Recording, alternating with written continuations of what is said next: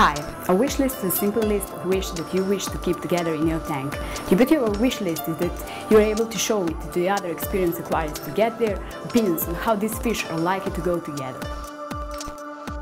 If you have fish already, you can add them to the top of the wish list to reduce the chance of adding other fish that won't work with the fish you have. If you have a wish list, you're likely to seek out experts to ask in order to gain the right advice.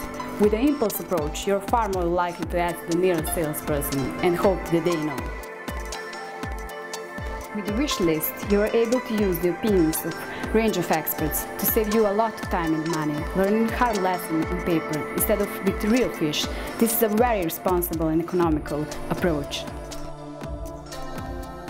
When selecting fish for your aquarium, there are several things to consider before purchasing it. For example, diet, aggression, territoriality, and whether it will nip at your corals.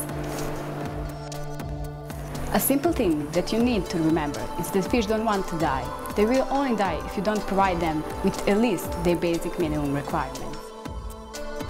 By researching a fish's basic minimum requirements first and asking a few people for their experiences, keeping that fish you can enormously increase the amount of success that you have when keeping marine fish.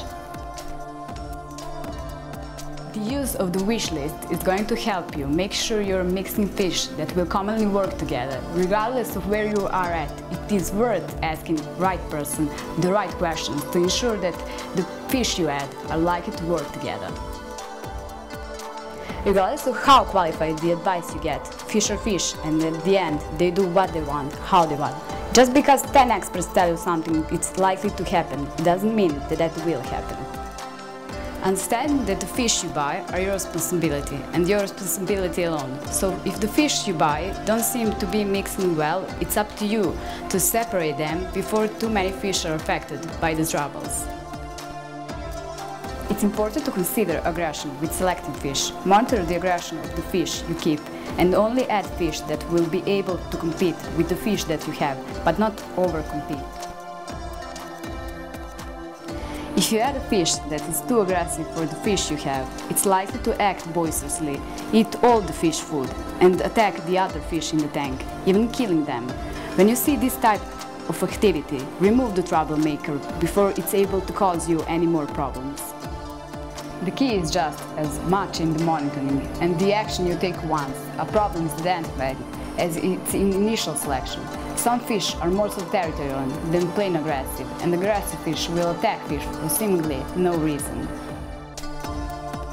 A territorial fish will drive fish out of their territory, but leave them when the fish is no longer in their territory.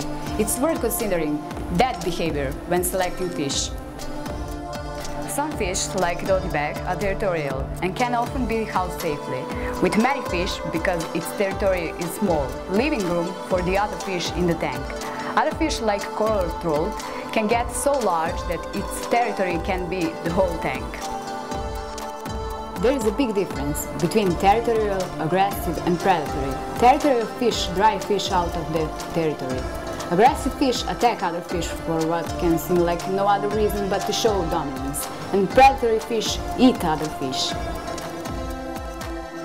Predatory fish don't have to be aggressive or territorial. Predatory fish are primarily concerned with their belly. What can fit in their mouth is what they will eat. A perfect example of a predatory fish is the lionfish. This fish is not aggressive or territorial, but it will eat any fish that will fit in its huge mouth, which is about the same size as its body. When selecting fish, it's worth assuming that all fish are predatory. Thank you for watching this video. Bye!